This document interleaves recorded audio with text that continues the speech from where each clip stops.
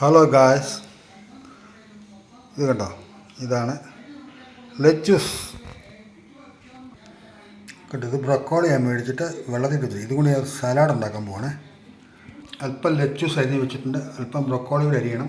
അതിൻ്റെ തണ്ടെടുത്ത് അരിഞ്ഞിട്ടുണ്ട്. ഒരു ചെറിയ സവാള, ഒരു കഷ്ണം വെളുത്തുള്ളി, ഒരു ചെറിയ കഷ്ണം കണ്ടോ, ഇഞ്ചിയുടെ കഷ്ണം, ഒരു പച്ചമുളക് ഒരെണ്ണം രണ്ടായിട്ട് കീറിയിട്ടുണ്ട്. അത് ഒരെണ്ണം അടി കിടപ്പുണ്ട്. ഇത് നമുക്ക് മിക്സ് ചെയ്തെടുക്കാം.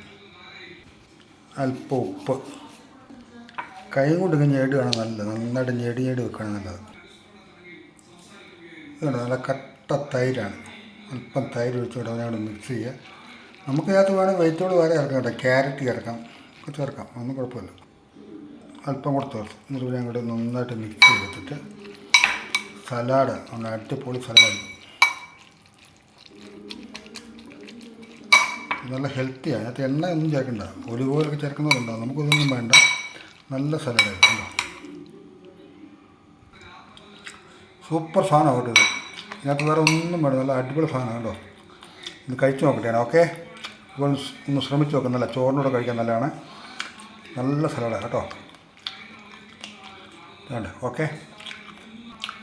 ഓരോ പ്രാവശ്യം നിങ്ങൾ ഉണ്ടാക്കിയിട്ട് നിങ്ങൾ തന്നെ പറ എങ്ങനെയുണ്ടെന്ന്. എന്നിട്ട് ലൈക്ക് ചെയ്യുക എനിക്ക് കേട്ടോ. Thank you.